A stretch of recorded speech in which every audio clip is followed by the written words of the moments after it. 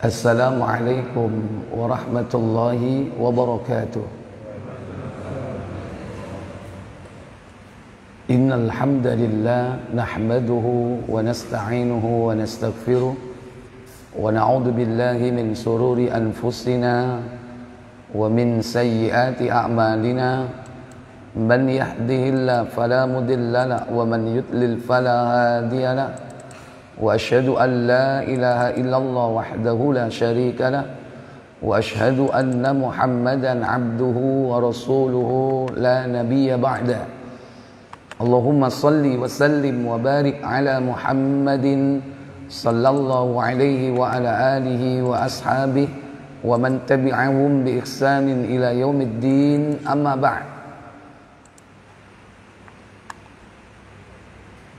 Puja dan puji syukur kita panjatkan kepada Allah Tabaraka wa Ta'ala. Dialah Allah Rabb yang telah menciptakan kita semua, memberikan rizki dan mengatur segala urusan seluruh makhluknya. Dialah Allah yang bersemayam di atas arasy-Nya, yang sepertiga malam terakhir turun ke langit dunia, memberi ampunan kepada siapa yang mohon ampun, mengabulkan doa orang-orang yang meminta. Dialah satu-satunya Al-Ma'bud Al-Haq, sesembahan yang hak. La ma'buda bihaqqin illallah, tidak ada sesembahan yang hak kecuali Allah Jalla wa'ala. Dialah yang telah memberikan hidayah kepada kita untuk mengenal Islam.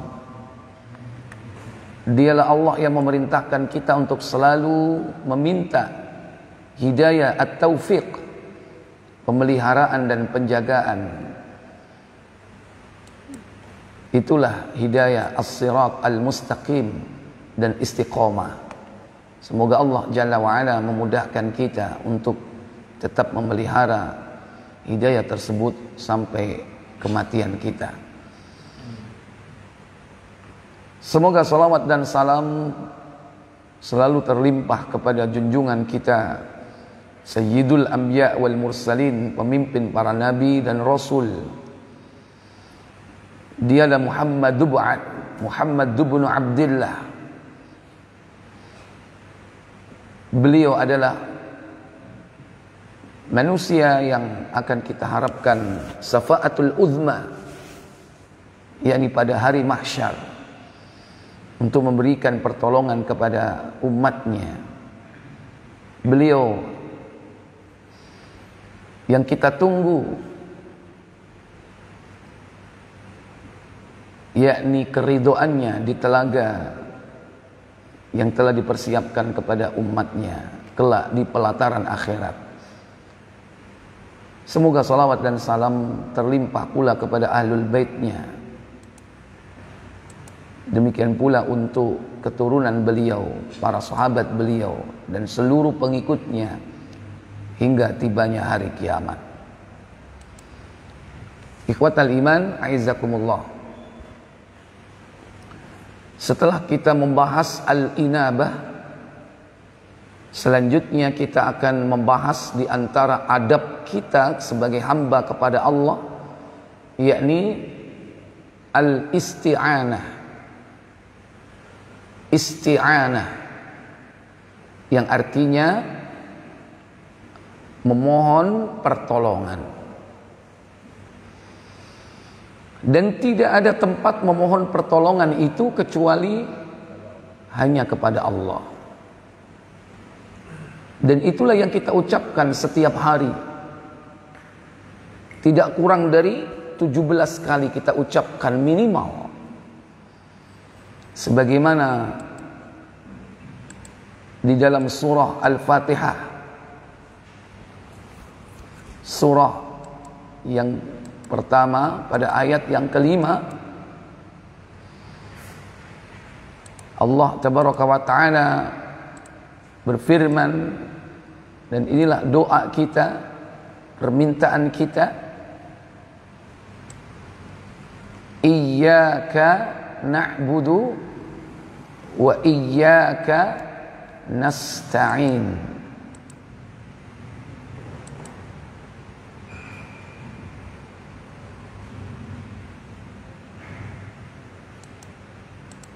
Hanya kepada Engkaulah kami mengabdi,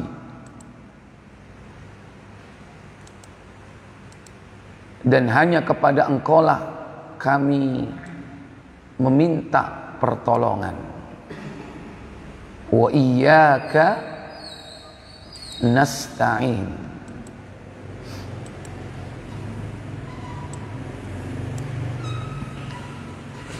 Ayat ini merupakan ayat yang dibagi menjadi dua, yakni antara Allah dan hamba. Untuk Allah, yakni ucapan dalam surah Al-Fatihah yang kita baca setiap saat, yakni iyyaka na'budu, dan hanya kepada Engkaulah kami mengabdi.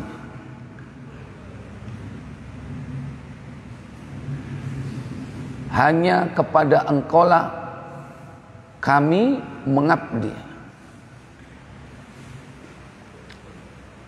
Maka mengabdi itu dari bahasa Arab masuk ke dalam bahasa Indonesia. Mengabdi dari kata abada ya'budu. Kemudian ada istilah abdi. Abdi dalam, itu artinya hamba. Abdi raja, hambanya raja. Abdina berarti hambanya siapa? Hambanya negara. Yang betul adalah Abdullah, Abdillah. Hamba siapa? Hamba Allah. Itu hakikat yang sebenarnya. Kalau yang lain-lain itu bersifat temporer, bersifat sementara, bersifat semu.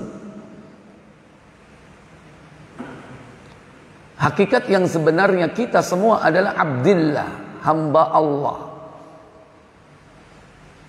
Makanya kepada Allah lah saja kita mengabdi. Cuman sering diartikan na'budu di situ, yaitu menyembah. Padahal makna menyembah itu lebih sempit dibandingkan dengan mengabdi. Kalau mengabdi itu luas. Kalau menyembah itu hanya berkaitan dengan ritual. Ritual ibadah, ritual penyembahan. Tapi kalau mengabdi, seluruh aktivitas hidup manusia itu mengabdi kepada Allah. Tidak sekedar sholat, tidak sekedar haji dan umrah, tapi mengabdi itu seluruh aktivitas hidupnya, mulai dari bangun tidur sampai tidur kembali. Bahkan tidur itu sendiri adalah dalam rangka mengabdi kepada Allah. Maka tidur seseorang itu akan dinilai ibadah apabila dia landasi aktivitas tidurnya itu dengan tuntunan yang Allah ajarkan dan Rasul sunnahkan. Maka saya lebih pas kalau ini bukan sekedar menyembah ya.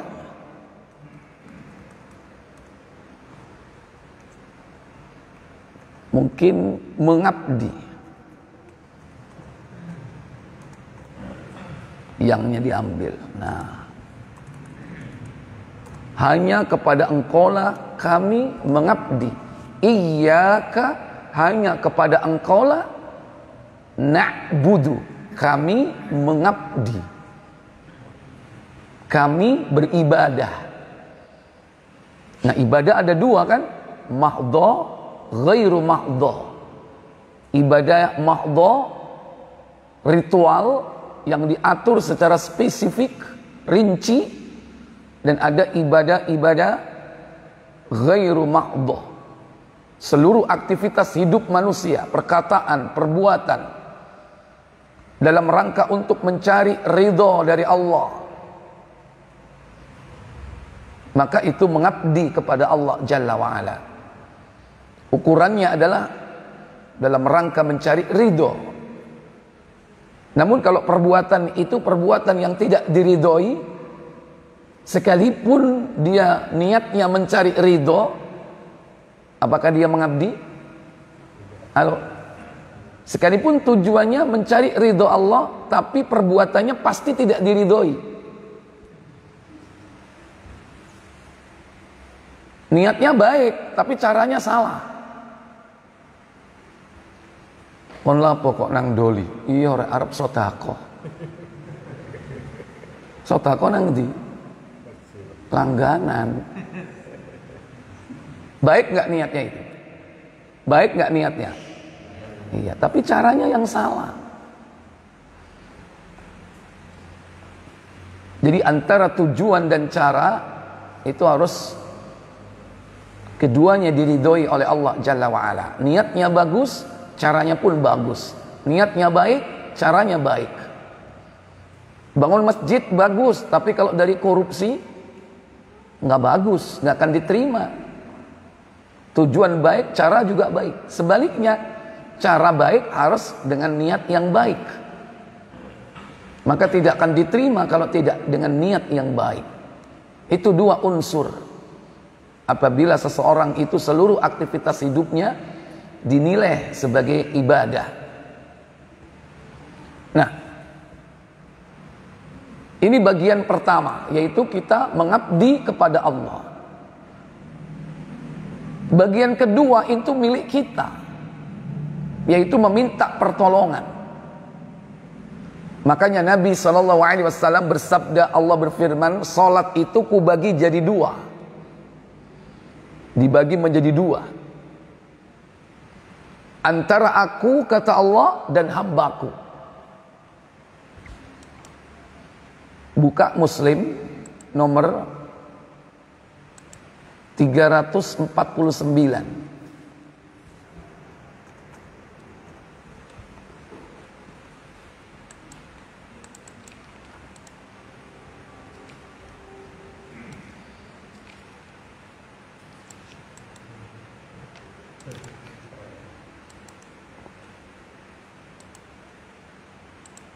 Silakan, dari Abu Hurairah. Dari Abu Hurairah radhiyallahu anhu katanya, Nabi sallallahu alaihi wasallam bersabda. Apa sabda beliau sallallahu alaihi wasallam? Siapa yang tidak membaca Ummul Quran atau Fatihah dalam salat, maka salatnya tidak sempurna. Nabi mengulangnya sampai 3 kali. Bukan tidak sempurna, tapi tidak sah. Tidak diterima. La salata liman lam yaqra bi Fatihatil kitab. La salata, tidak ada salat. Maksudnya tidak ada salat, yaitu salatnya tidak diterima. Liman lam yaqra bi Fatihatil kitab, bagi orang yang tidak membaca, yakni Fatihatul kitab, yaitu surah Al-Fatihah. Cuman kalau kita nanti membahas tentang fikih, ada beberapa pendapat dari kalangan mazhab antara Imam Asy-Syafi'i dengan Imam Hambali. Kalau semua sepakat para a'immah Kalau sholat sendiri dan rokaat yang dibaca dengan sir, rokaat ketiga dalam sholat maghrib, rokaat ketiga dan keempat dalam sholat zuhur dan dalam sholat isya, dan seluruh sholat yang dibaca sir zuhur dan asar, semua sepakat harus membaca suratul Fatihah. Yang terjadi khilaf yaitu ketika rokaat itu dibaca jahar. Sholat subuh, maghrib 2 rakaat pertama, isya 2 rakaat pertama. Kalau mazhab Asy-Syafi'i tetap harus membaca suratul Fatihah.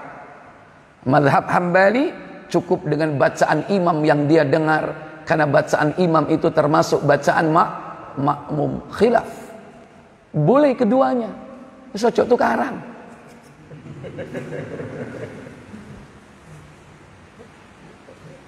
Mereka masih ahlus sunnah wal jamaah, kecuali baca al-Fatihah diartikan bismillahirrahmanirrahim, dengan nama Allah yang maha pengasih. Nah itu tidak boleh. Kalau campur bahasa Indonesia maka sholatnya tidak syah, batal. Baik. La salata liman lam yaqra' bi Fatihatil kitab. Tidak sah salat seseorang yang tidak membaca suratul Fatihah. Beliau ulang 3 kali. Lalu ditanyakan orang kepada Abu Hurairah. Apa katanya? Bagaimanakah kalau kami salat mengikuti imam? Bagaimana kalau kami salat mengikuti imam? Apa kata Abu Hurairah? Jawabnya, bacalah perlahan-lahan. Bacalah perlahan-lahan. Kemudian? Karena aku mendengar Rasulullah SAW bersabda. Apa sabda beliau sallallahu alaihi wasallam? Bahwa Allah Ta'ala berfirman. Allah berfirman berarti hadis apa ini? Hadis qudsi. Ya. Apa kata Allah Jalla wa Ala? Bahwa Allah Ta'ala berfirman, salat itu kubagi 2 antaraku dan hambaku. Untuk hambaku ialah apa yang dimintanya. Qasamtus shalah kismain. Salat itu kubagi menjadi 2 kata Allah Jalla wa Ala. Pertama, kismun li wa kismun li abdi. Satu bagian untuk Allah dan satu bagian untuk hamba. Separuh untuk Allah, separuh untuk hamba. Kalau surah Al-Fatihah itu jumlahnya berapa? 7. Kalau dibagi 2 jadi berapa? 3,5. 3,5 untuk Allah, 3,5 untuk hamba-hambanya. Baik. Kemudian apabila dia mengucapkan alhamdulillahi rabbil alamin, maka Allah Ta'ala menjawab hamadani abdi. Ketika seorang hamba itu mengucapkan dalam solatnya alhamdulillahi rabbil alamin, segala puji bagi Allah Rabb semesta alam, maka Allah menjawab hamadani abdi, hambaku memujiku. Kemudian ayat berikutnya, apabila dia mengucapkan ar-Rahmanir Rahim, yang maha pengasih lagi maha penyayang, maka Allah Ta'ala menjawab asna alayya abdi. Ketika seorang dalam solatnya mengucapkan ar-Rahmanir Rahim, yang maha pemurah lagi maha penyayang, Allah menjawab asna alayya abdi, hambaku menyanjungku. Terus apabila dia mengucapkan maliki yaumiddin, maha penguasa dari kemudian, maka Allah Ta'ala menjawab majjadani abdi, hambaku mengagungkanku. Ketika seorang itu mengucapkan kalimat yakni apa? Maliki yaumiddin, maha penguasa hari kemudian, hari pembalasan. Atau Allah menjawab apa? Atau fawaddo ilayya abdi. Iya, hambaku berserah diri kepadaku. Sudah berapa berarti? Sudah 3. Makanya 3 ayat pertama ini untuk Allah. Dan inilah pengabdian, walaupun berupa pujian, walaupun berupa penyanjungan, walaupun berupa pengagungan kepada Allah, itu termasuk di antara apa? Ibadah. Menyanjung, memuji, meminta, berserah diri, mengagungkan, itu berarti mengabdi. Sekarang ayat keberapa berarti? Ayat yang keempat. Disinilah garis batasnya. Apa kata Allah Jalla wa'ala? Apabila dia mengucapkan iyyaka na'budu wa iyyaka nasta'in, kepada Engkau saja kami menyembah dan kepada Engkau saja kami minta pertolongan, maka Allah Ta'ala menjawab, hadza baini wa baina abdi wa li abdi mas'ala wali abdi masa'ala. Ma apa?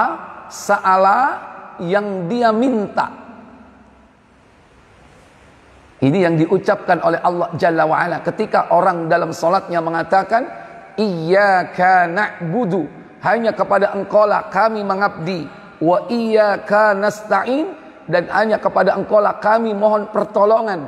Kata Allah, hadza, inilah ayat, inilah baini wa baina abdi, antara aku dan hambaku, wali abdi masa'ala, dan untuk hambaku apa yang dia minta.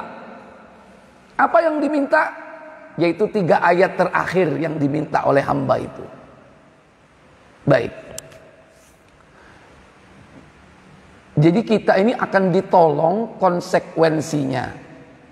Saya ulang, kita akan ditolong oleh Allah sebagai konsekuensi kalau kita ini mengabdi kepada siapa? Allah. Kalau kita tidak mengabdi kepada Allah, ditolong nggak sama Allah? Kan jaluk tolong sapa? Wong Allah mau singkur, Allah mau siwa, gak tahu wawu, gak nyedek nang masjid. Begitu minta tolong, panggil Allah. Ditolong apa enggak? Enggak ditolong. Kalau kita saja hubungan dengan manusia, manusia itu tidak pernah kenal kita, apalagi benci sama kita, minta tolong. Sampean nolong enggak? Orang ini tidak pernah kenal dengan kita, tahu-tahu datang, cak, apa? Tolong cak, nyelang duit cak. Sampai selangi nggak? Sopo kon niku? Nyelang duit, citik kakek Pak 1 juta cak. Kita nggak kenal sama dia, tahu-tahu datang, minta tolong, pinjam utang duit, pinjam duit. Ditolong atau tidak? Enggak, kita nggak pernah kenal. Manusia tidak pernah mengenal Allah, Allah juga nggak kenal dia. Itu baru di dunia itu. Nanti di akhirat mereka ditakdirkan oleh Allah dalam keadaan buta, dibangkitkan di padang mahsyar dalam keadaan buta. Mereka mengatakan, kenapa kami buta wahai Allah? Ya, karena dulu kau melalaikan aku, melupakan aku. Sebetulnya sudah pernah kenalan, tapi setelah itu berhenti. Sebelum roh itu masuk ke dalam jasad dan jasad itu lahir ke bumi, mereka sudah kenal Allah sebetulnya. Bahkan buat perjanjian. Tapi begitu dia hidup di dunia, di bumi ini, lupa. Oleh karena itu, isti'anah, minta tolong kepada Allah, itu harus diawali dengan syarat apa? kita mengabdi kepada Allah. Setelah na'budu beres, nasta'in tokcer. Apa tokcer ini? Manjur. Na'budunya harus beres, baru nasta'innya ini pasti akan diberi oleh Allah.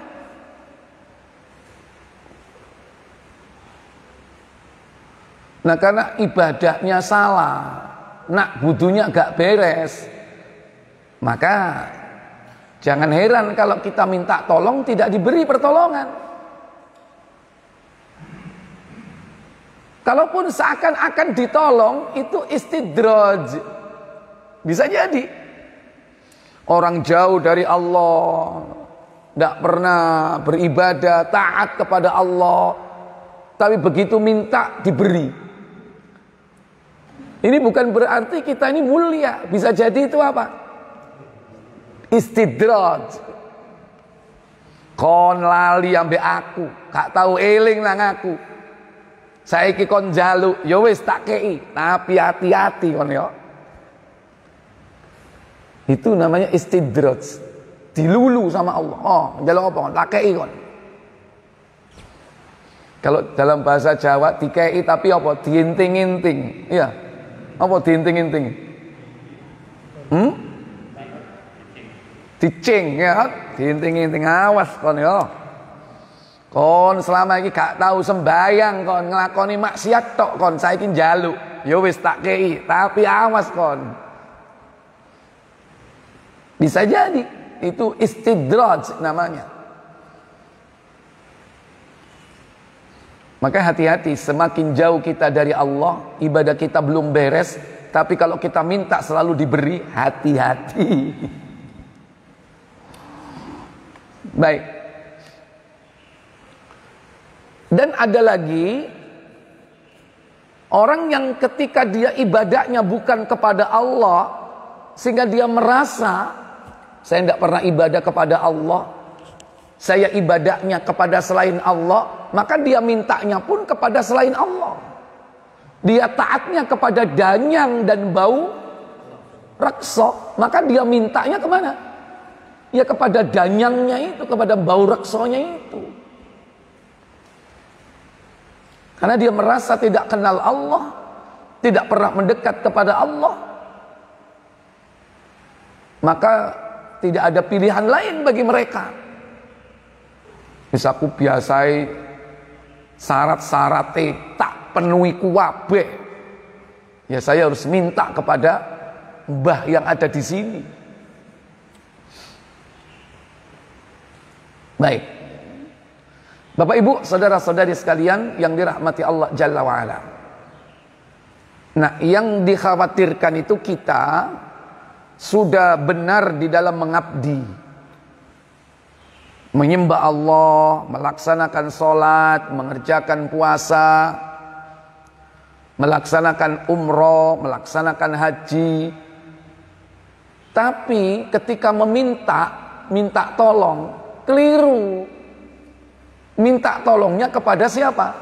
Selain Allah. Ini yang gak boleh. Nabi pernah berpesan itu kepada sahabat Abdullah ibn Abbas radhiyallahu taala anhuma. Ketika itu masih kecil, ya masih remaja lah. Coba dibuka Tirmizi.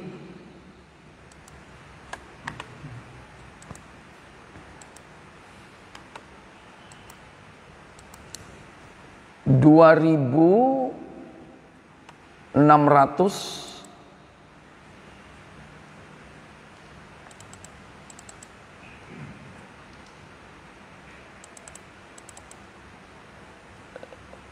2615 insyaallah.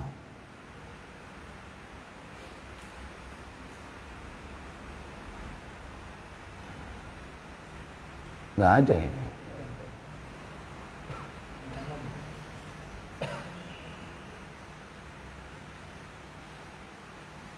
Tahu.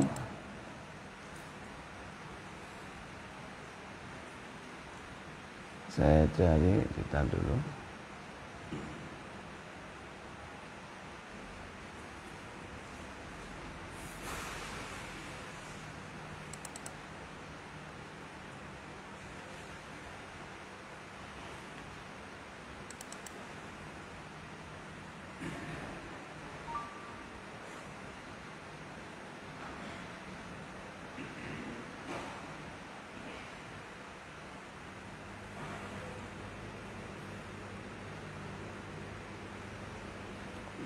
Coba di kitab Arba'in Nawawi itu hadis ke-19.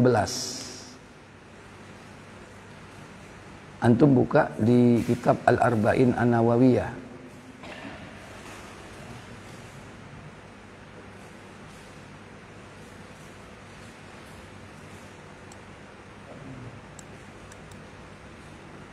Ada di situ, di ensiklopedia hadis.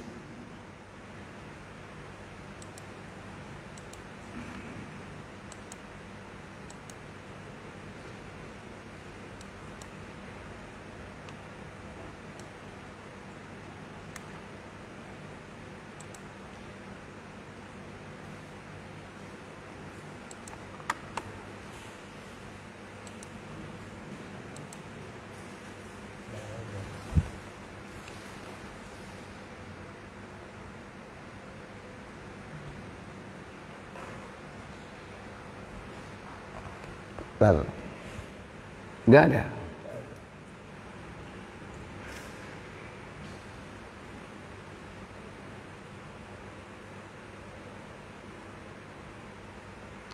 Dibaca aja di depan ini, silakan.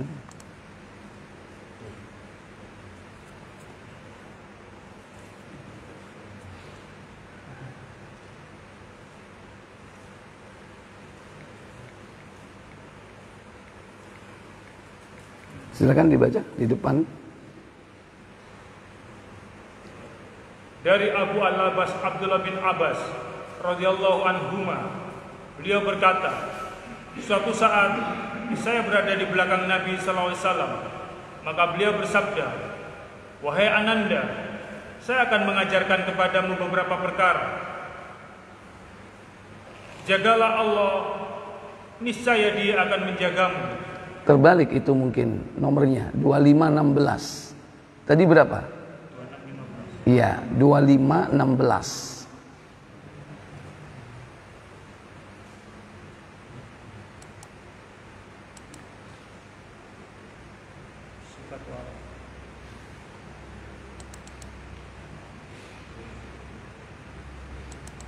Iya.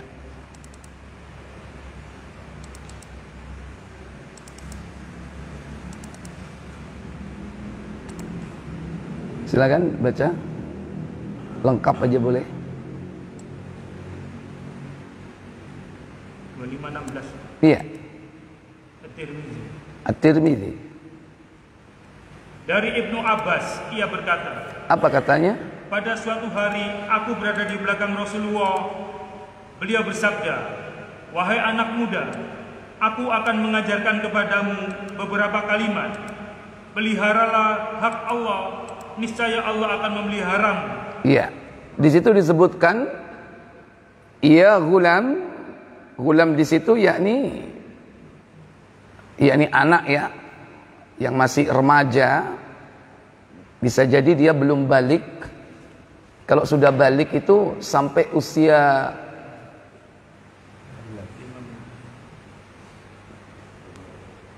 40 tahun. Mulai dari usia balik, ikhtilam, sampai 40 itu bisa disebut dengan syabab, yaitu pemuda. Sebelum itu disebut apa? Yaitu gulam. Gulam di situ berarti antara, ya pokoknya di bawah 15 tahun atau sebelum balik. Itu disebut dengan gulam. Berarti saat itu Ibnu Abbas, yaitu sebelum usia berapa? Usia balik atau sebelum usia 15 tahun. Kata Nabi kepada beliau, "Inni u'allimuka kalimatin." Aku akan mengajarkan kepadamu beberapa kalimat, kata Nabi sallallahu alaihi wasallam. Kalimat pertama yaitu apa? Ihfazillah yahfazka. Peliharalah Allah, niscaya Allah akan memeliharamu. Maksudnya memelihara Allah di sini, memelihara hak-hak Allah yang merupakan kewajiban dari manusia. Yang kedua, peliharalah hak Allah, niscaya kamu akan mendapatkannya berada di hadapanmu. Aku melindungimu. Ihfazillah, peliharalah Allah. Tajid tujahak, niscaya kau akan mendapatinya Allah itu di depanmu. Tajid tujahak, kalian akan menjumpai Allah itu di depanmu. Maksudnya apa? Bukan kok kita bisa melihat Allah di depan, enggak. Maksudnya Allah di depan itu apa? Memberikan bimbingan. Maka ada istilah ing ngarso sung tulodo. Di depan apa? Memberikan contoh. Ing ngarso sung tulodo. Di depan itu memberikan contoh, artinya bimbingan. Ing madya mangun karso tutwuri handayani. Itu bagus ya. Dituturi tambah wani itu. Diplesetno ya. Di belakang itu mendorong ya. Nah, di depan itu membimbing. Kalau kita melihat statement dari Nabi SAW di sini, kau akan menjumpai Allah berada di hadapanmu. Berarti kalau kita menjaga hak Allah, kita akan dibimbing oleh Allah Jalla wa'ala. Nah, baru yang ketiga, ini yang saya maksud. Yang keempat ya, belum. Ini yang ketiga. Lanjut. Jika kamu memohon, maka mohonlah kepada Allah. Idza sa'alta fas'alillah. Jika kau minta, mintalah kepada Allah. Termasuk pujian, sanjungan, itu minta kepada Allah Jalla wa'ala. Artinya kita diberi sebelum kita meminta. Memuji Allah itu sudah bentuk konsekuensi ketika kita diberi. Karena Allah itu memberi sebelum kita diperintahkan bersyukur. Ibarat kita ini wis dikai dhisik. Diberi oleh Allah Jalla wa'ala. Baru kita diajari supaya apa? Bersyukur. Bagaimana cara bersyukur? Mengabdi kepada Allah. Dengan cara apa? Memujinya. Maka pujian pertama dalam surah Al-Fatihah, Alhamdulillahi Rabbil Alamin. Itu bentuk rasa syukur kita kepada Allah. Dan itu kata Nabi, khairud doa. Alhamdulillah itu doa. Khairul dzikri atau afdalul dzikri la ilaha illallah. Wa afdalud doa, dan sebaik-baik doa adalah apa? Alhamdulillah. Jadi alhamdulillah itu secara bahasa memuji Allah. Segala puji bagi Allah Rabb semesta alam. Tapi itu hakikatnya doa.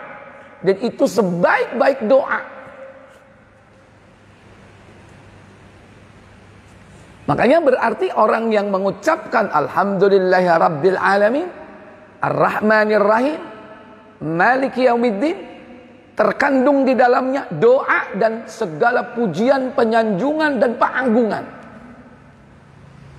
Dan inilah termasuk bagian dari memohon. Idza sa'alta fas'alillah. Jika kau meminta, mintalah kepada Allah. Nah, permintaan ini ada yang lebih spesifik. Lebih spesifik. Ya ini apa? Minta tolong. Lanjut.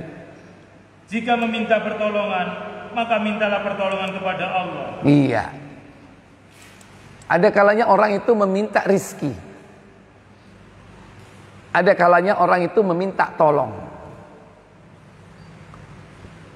Mana yang lebih krusial, lebih mendesak, yang lebih spesifik? minta tolong. Kalau minta secara umum, kadang orang minta apa? Minta sehat, minta rizki, minta dimudahkan. Tapi kalau minta tolong, berarti dalam kondisi apa dia? Dalam kondisi butuh. Kalau udah manusia itu mengucapkan tolong, itu berarti genting atau tidak, Pak? Genting, Pak. Ini lebih spesifik. Nanti kita akan melihat ada yang lebih spesifik lagi dari minta tolong. Minta tolong dalam kondisi darurat. Apa? Istighosah. Nanti setelah ini. Isti'anah baru istighosah. Apa makna dari istighosah? Baru setelah itu isti'adzah, minta perlindungan.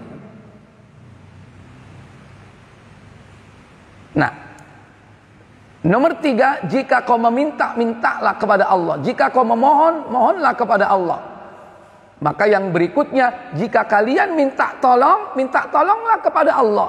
Idza sta'anta fasta'in billah. Idza sta'anta, jika kau minta tolong, fasta'in billah, minta tolonglah kepada Allah.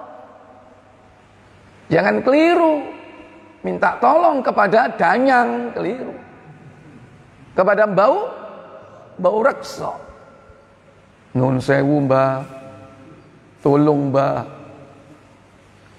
Anakku kok gak rabi-rabi, Mbah. Minta tolongnya kepada siapa? Mbah. Kalau mbahnya masih hidup, dia ahli perjodohan, nggak salah. Kepingin sing koyo opo. Dia punya koleksi banyak. Tapi kalau mintanya ke kuburan, di situ punden, apa punden itu? Tahu punden? Anakku kurung rabi-rabi, Mbak, wis umur 39 tahun, Mbak. Ya apa iki, Mbak, kok bakal jadi perawan tua, Mbak. Mintanya ke kuburan yang katanya orang ini babat alasnya desa. Salah apa keliru? Yo salah, yo keliru. Jangankan yang sudah mati, minta kepada yang hidup saja. Kalau salah alamat, keliru nggak? Keliru. Dia nggak punya kompetensi apa-apa, kita minta kepada dia, salah.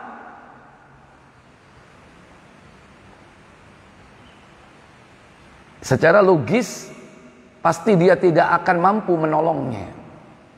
Beda kalau dia minta tolong kepada Allah Jalla wa'ala. Dia adalah Khalik, pencipta seluruh makhluk. Dirinya dicipta. Dialah Allah yang memberi rizki. Semua rizki dicukupi oleh Allah Jalla wa'ala. Maka kalau minta rizki, mintalah kepada Allah. Demikian pula ketika kita minta pertolongan. Mungkin dalam kondisi mendesak, maka minta tolonglah kepada Allah Jalla wa'ala. Nah ini yang keempat ini kan konsekuensinya. Allah akan menolong kita jika 1, 2, 3 ini dipelihara. Yang pertama tadi apa? Ikhfazillah, jagalah Allah, jaga hak-haknya. Apa hak Allah? Diibadahi. Salat itu hak siapa? Hak Allah. Dan itu kewajiban kita. Sekalipun Allah itu gak butuh. Tapi sebetulnya apa yang kita lakukan dalam ibadah itu akan berpulang kembali kepada kita. Sebagai bentuk rasa syukur kita kepada Allah. Kata Allah, "Wa may yashkur fa innama yashkuru li nafsi." Surah Luqman. Surah 31.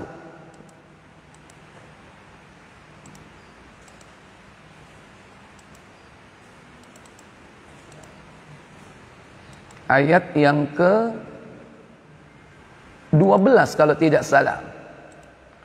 وَلَقَدْ آتَيْنَا لُقْمَانَ الْحِكْمَةَ أَنِ اشْكُرْ لِلَّهِ وَمَنْ يَشْكُرْ فَإِنَّمَا يَشْكُرُ لِنَفْسِهِ وَمَنْ كَفَرَ فَإِنَّ اللَّهَ غَنِيٌّ حَمِيدٌ. Apa kata Allah?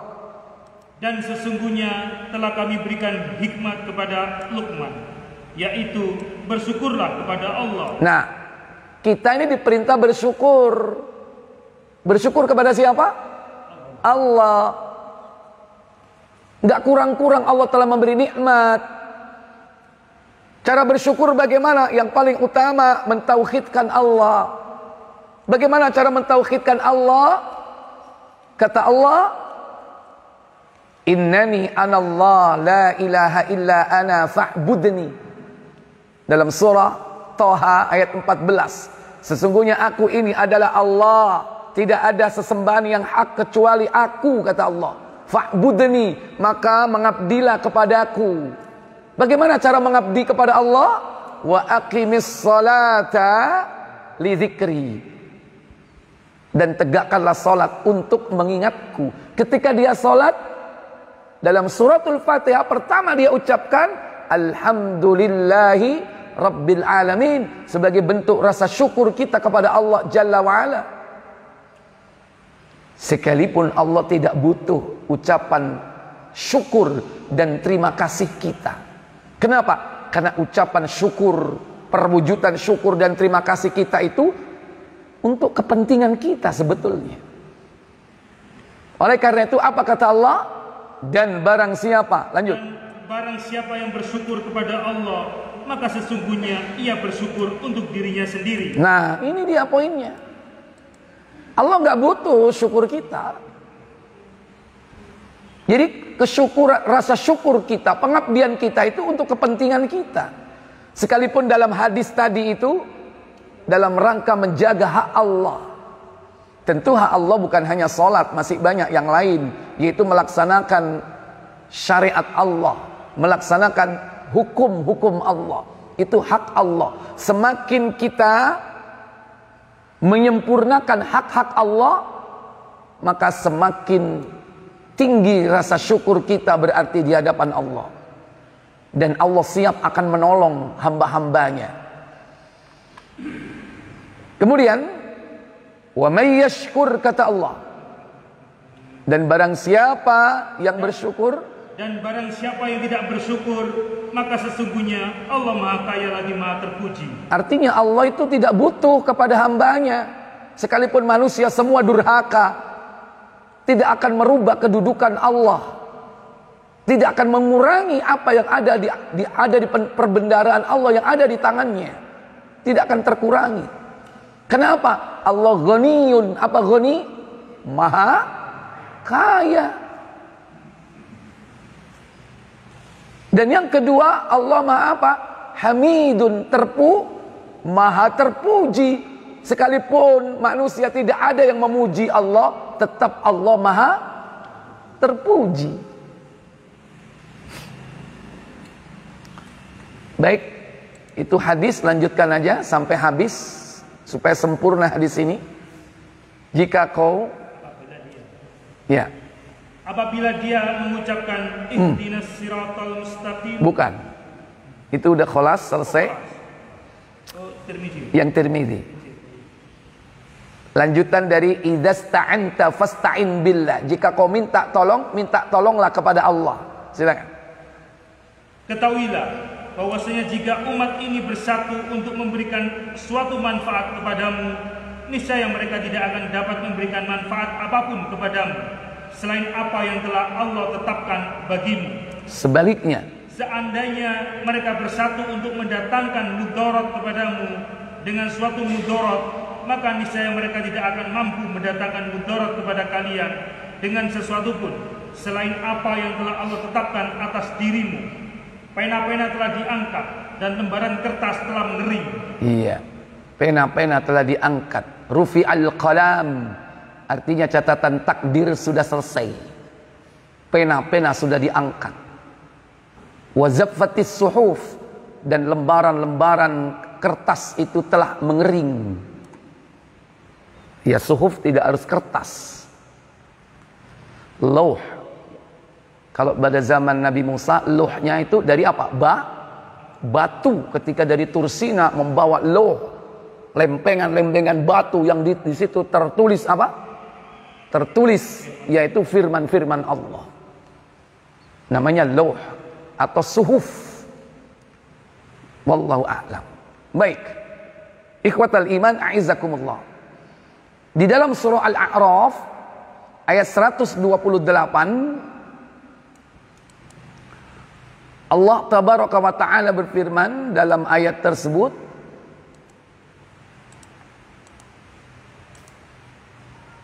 surah yang ke-7,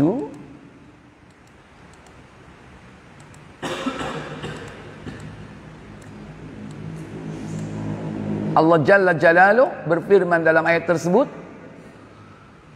Qala Musa liqaumi ista'inu billahi wasbiru innal arda lillahi yurithuha man yasha'u min ibadihi wal 'aqibatu lil muttaqin. Apa kata Allah? Musa berkata kepada kaumnya, mohonlah pertolongan kepada Allah dan bersabarlah. Ya. Sesungguhnya bumi ini kepunyaan Allah, dipusakakannya kepada siapa yang dikehendakinya dari hamba-hambanya. Ya.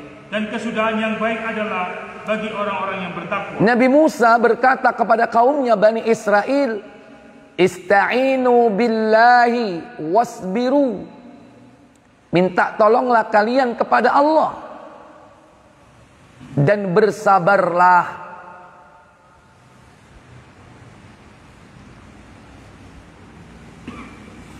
Ada dua sifat seorang mukmin di sini. Pertama, minta tolong hanya kepada Allah. Kemudian yang kedua yaitu sifat apa? Sabar.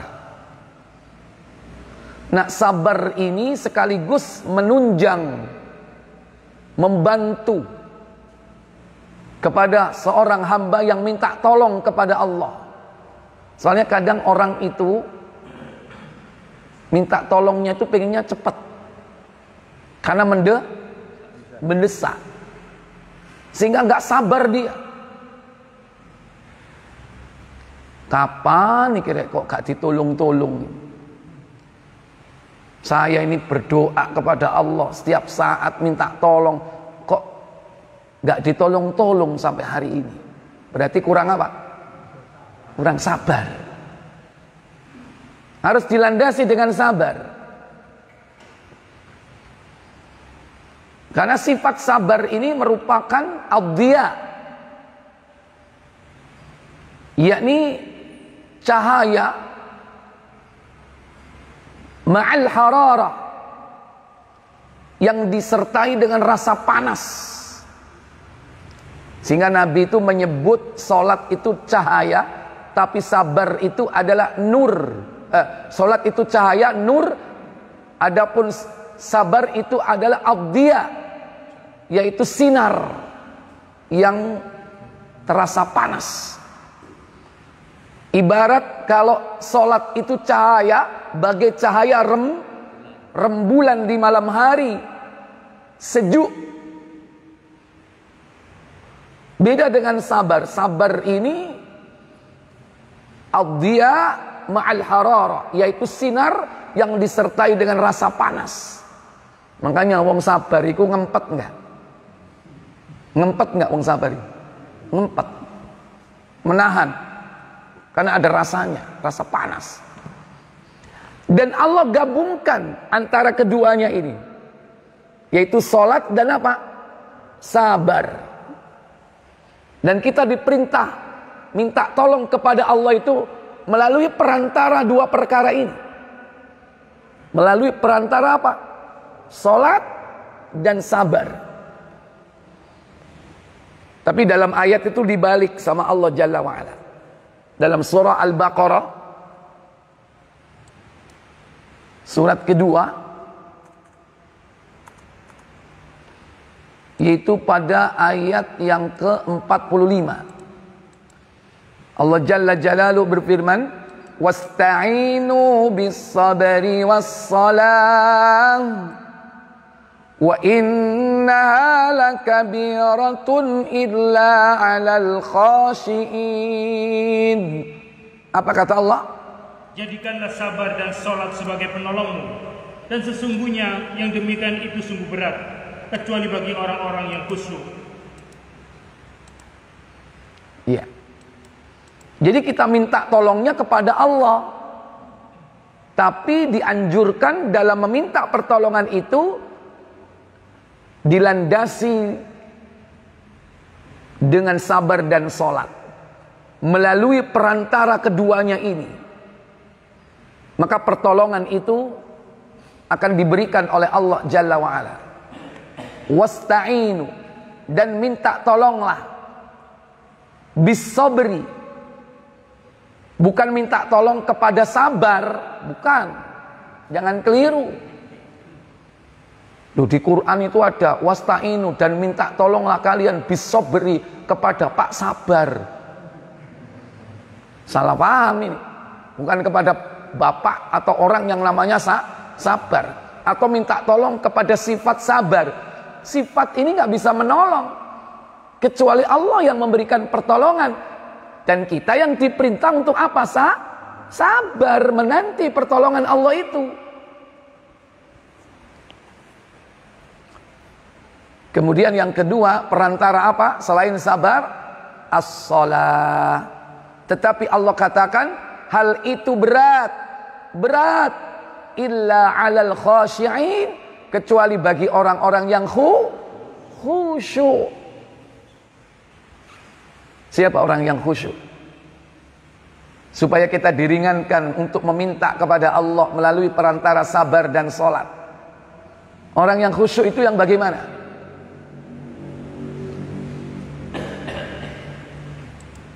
Ayat berikutnya Allah menjelaskan siapa orang yang khusyuk itu. Alladzina yadhunnuna annahum mulaqu rabbihim wa annahum ilaihi raji'un. Apa kata Allah Jalla wa'ala? Yaitu orang-orang yang meyakini bahwa mereka akan menemui Rabb-nya dan bahwa mereka akan kembali kepadanya. Iya.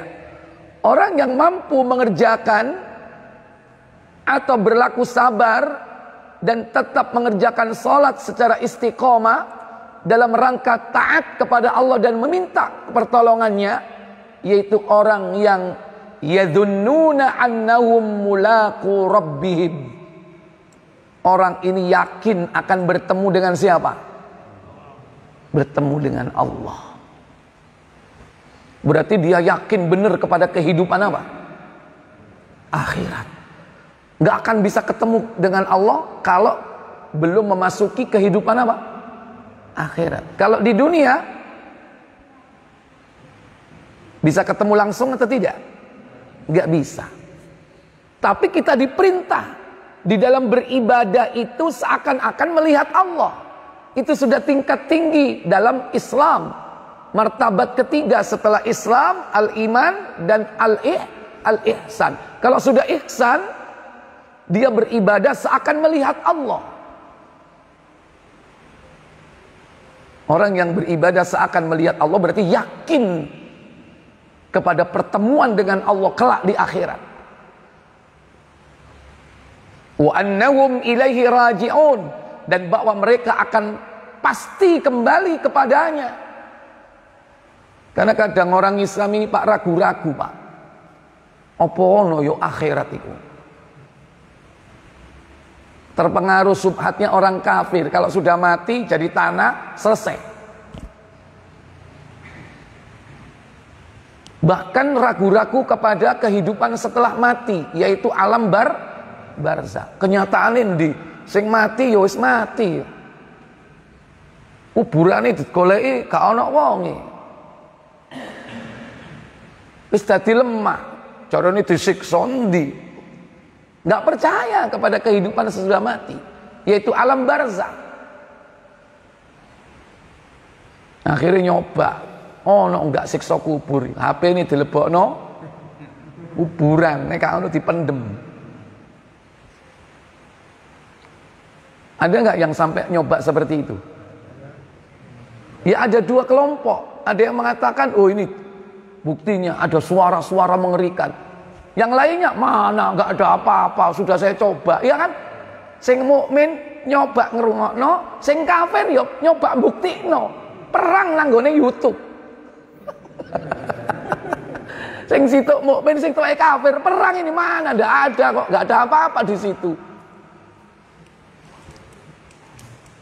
Ini subhat-subhat seperti ini banyak. Kadang orang Islam sendiri nggak yakin kepada kehidupan sesudah mati. Demikian pula kehidupan akhirat. Maka orang yang bisa khusyuk dalam hidupnya, itu sebanding lurus antara tingkat kekhusyuan itu dengan tingkat keimanan dan keyakinan dia kepada kehidupan akhirat.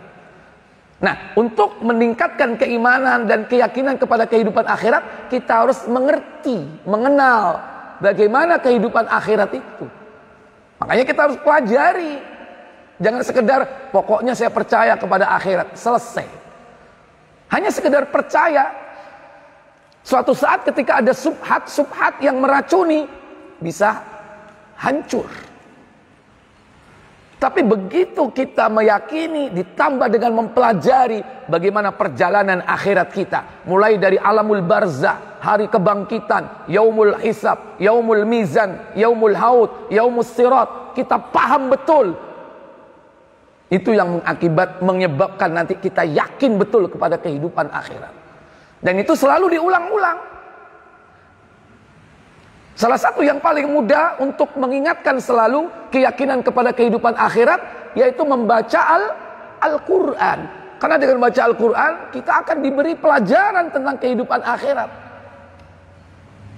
Tapi masalah nih, kadang maca Quran mek lafate tok, gak ngerti maknane. Ngejar khatam, macane banter cepet. Kon wis khatam ping piro? Wah, aku wis ping 10. Bolak-balik khatamkan Quran.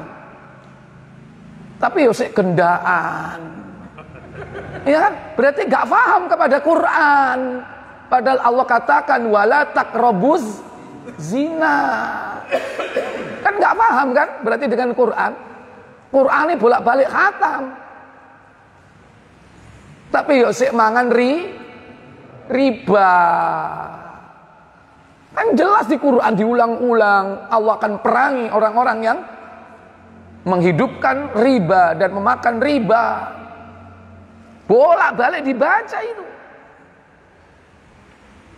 Itu masalahnya. Mestinya kalau kita membaca itu juga memahami artinya.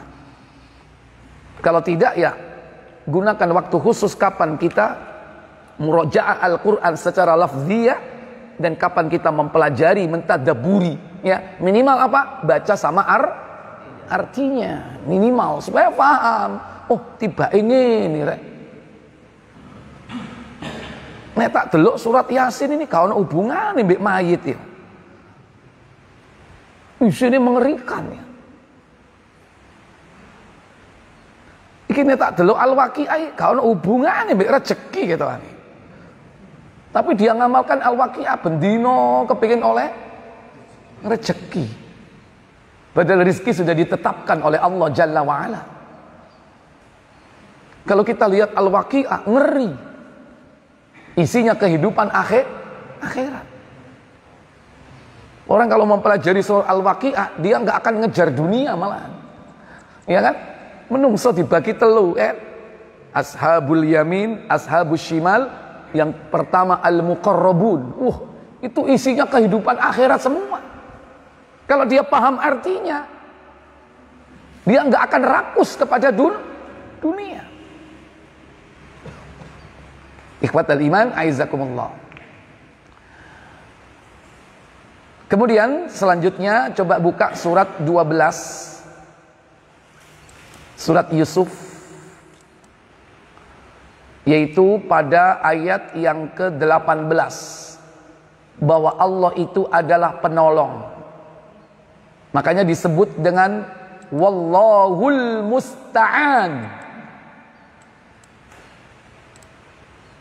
Wallahul Musta'an, hanya Allah lah yaitu yang dapat memberikan pertolongan. Allah tabaraka wa ta'ala berfirman menyitir ucapan Nabiullah Yakub.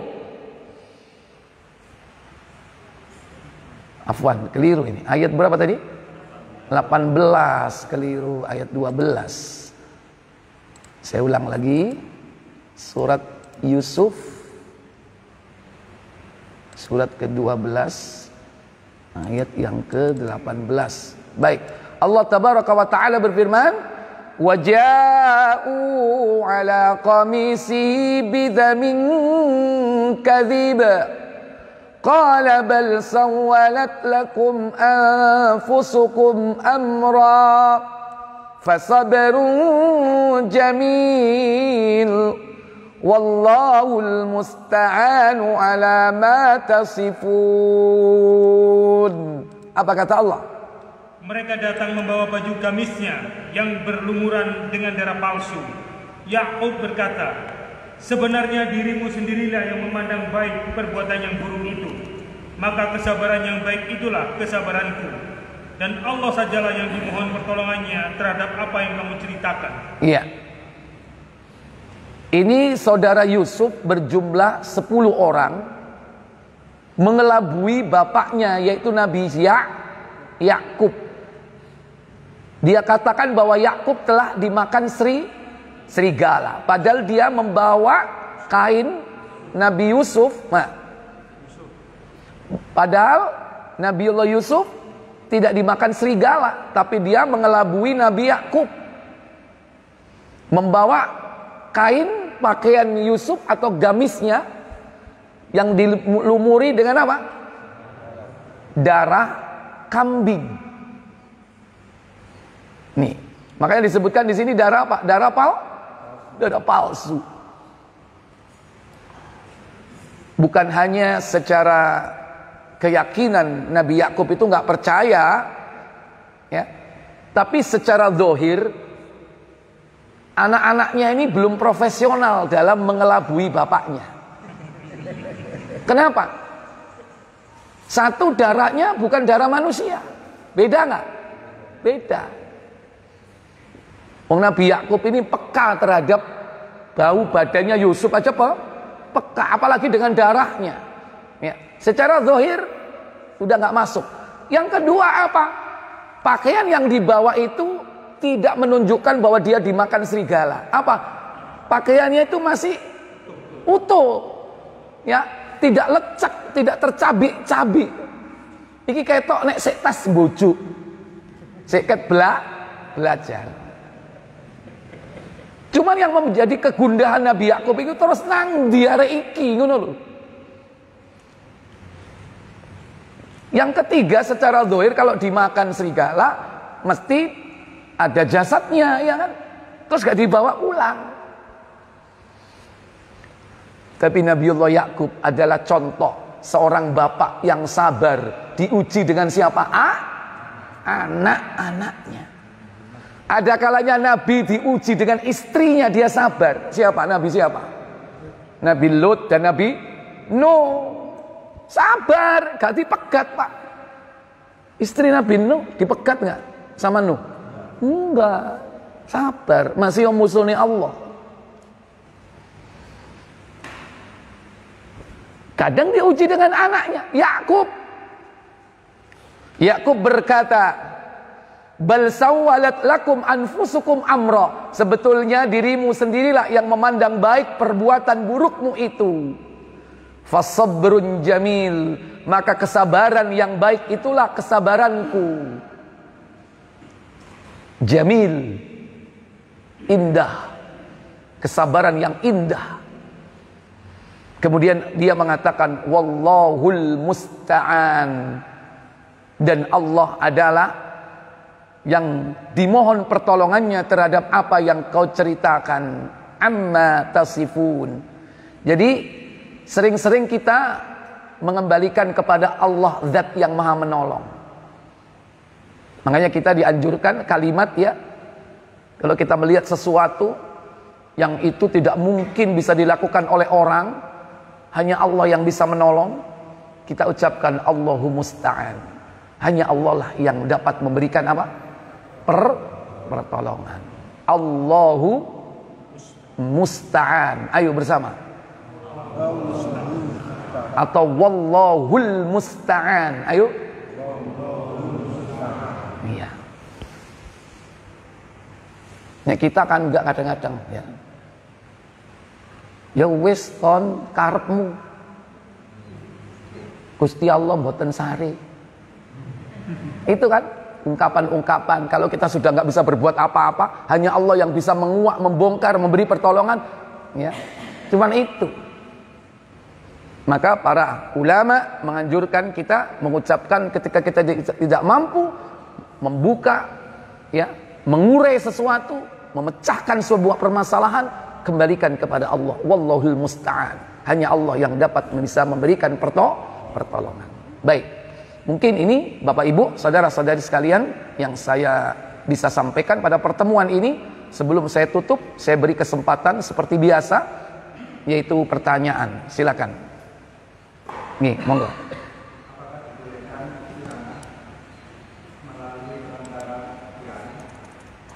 Melalui perantara apa? Ya. Bahkan bukan hanya kepada kiai, kepada siapapun boleh, selama kita minta pertolongan itu sesuatu yang bisa dilakukan manusia. Kalau yang tidak bisa dilakukan manusia dan itu wilayahnya Allah, keliru. Kalau kita minta tolong kepada manusia. Selama manusia itu mampu, boleh kita minta tolong kepada dia. Cak, tolong cak, apa? Parkirno mobilku. Boleh nggak? Boleh. Cok keliru kon minta sama Allah, ya Allah parkirno mobilku. Wis aku tak njaluk nang Allah, engko cek diatur mbek Allah. Gak kira, wis pancet nang kono kon malang kadak ya, gak iso mlaku dhewe. Ini bukan wilayah kita, itu bukan wilayahnya Allah, wilayah manusia yang kita harus tetap minta kepada manusia. Sering nggak kita minta sama manusia? Selama itu perkara yang memang manusiawi, wilayah kita. Kalau bukan wilayah kita, wilayah Allah, jangan minta kepada manusia. Salah. Cak, dari sampean iso minta hujan, Pak. Aku harap duwe gawe, cak. Iki wis entekake aku wis bondo 1 juta. Engko nek gak ono sing teko aku gak ono sing bawa iki. Iki udan-udan cak iki. Nek tak delokke mendunge peteng, sampean biasane piro? Wani piro? Lho. Njaluk nang apa? Hah? Minta kepada siapa? Manusia. Ya kan? Bisa enggak dia memindah awan? Bisa enggak dia memindah awan? Enggak bisa, keliru kon. Eman. Gaya apa 500.000 mau kena dhek. Mending kena aku. Ya. Itu bukan wilayah manusia. Yang bisa memindah awan itu siapa? Allah. Dan Allah memerintahkan siapa? Malaikat. Malaikat ini khusus dia. Dia dibekali oleh Allah dengan apa? Dengan cambuk cemeti yang terbuat dari api, dan itulah kilat. Kilat itu cambuknya malaikat. Buka Tirmizi 3119 kalau tidak salah, 3117 mungkin.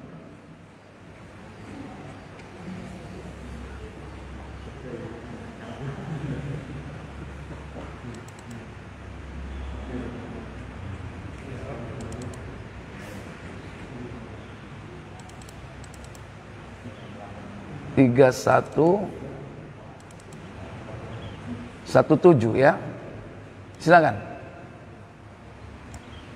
Ada beberapa orang Yahudi itu datang kepada Nabi bertanya tentang ar-ra'du, ya. Silakan baca. Dari Ibnu Abbas radhiyallahu anhuma ia berkata. Apa katanya? Orang-orang Yahudi datang menemui Nabi sallallahu alaihi wasallam dan berkata. Apa katanya? Wahai Abul Qasim. Ya Abul Qasim. Tolong beritahu kami tentang ar-ra'du. Akhbirni 'anir ra'di. Kabarkan kepadaku tentang ar-ra'du. Apa ar-ra'du itu? Apakah ar-ra'du? Sebentar. Apa ar-ra'du? Arti ar-ra'du itu apa? Buka surat 13. Surat ar-ra'du. Terus delokon artine opo?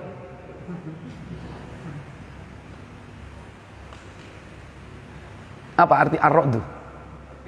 Petir. Ada yang mengartikan petir, guru, guntur, mega, mentang-mentang anake kabeh iki. Guru, guntur, glodok, ya kan? Petir, gledek.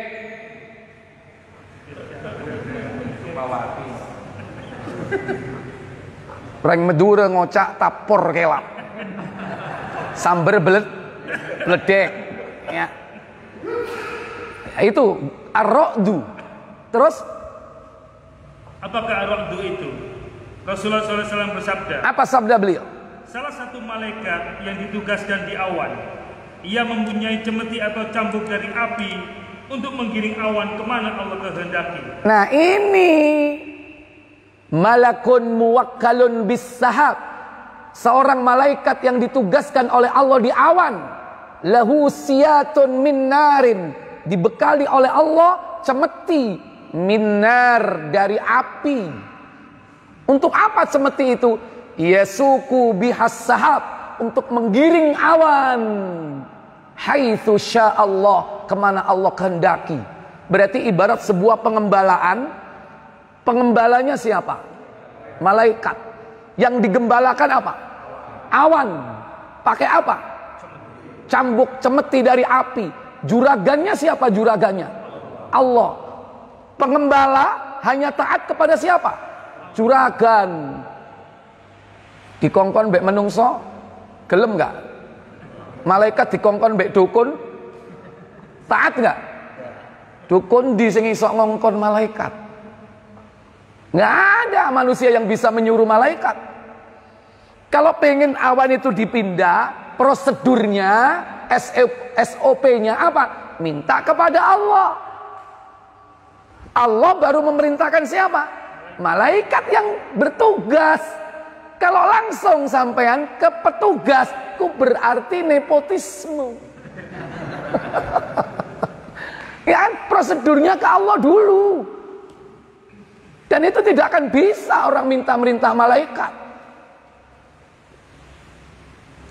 Jadi ternyata kilat itu cambuknya siapa?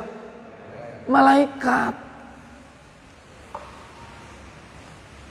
Nggak bisa manusia memindah awan. Wong awan ini dipindah aja dengan alat yang terbuat dari apa? Api.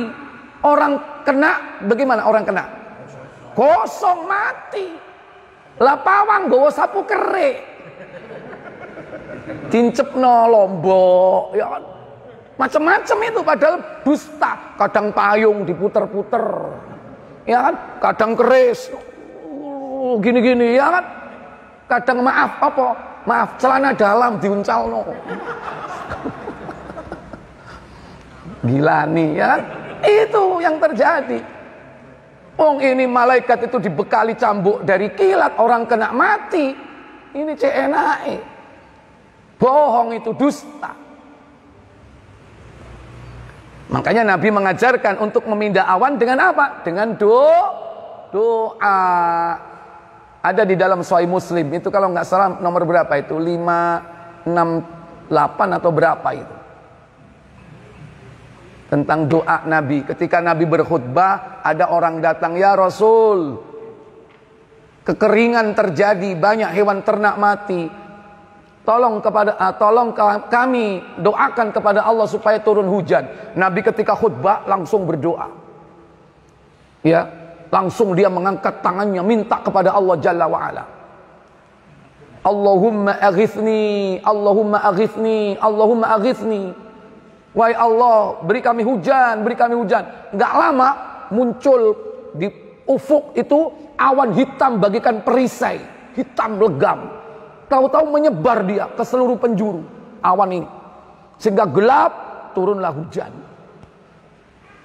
Dan hujan ini turun apa Pak? Overdosis. Selama berapa? Selama sepekan. Bab tentang hujan cari di situ. Ya, turun semuanya.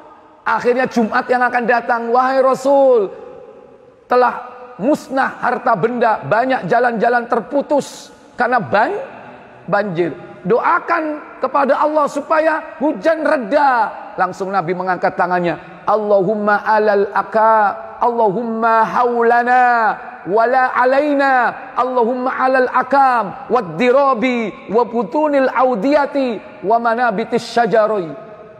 Wahai Allah, berikan hujan di sekeliling kami, jangan di atas kami. Maksudnya hujan itu dipindah di tempat yang jauh. Allahumma haulana wala alaina, bukan di atas kami katanya.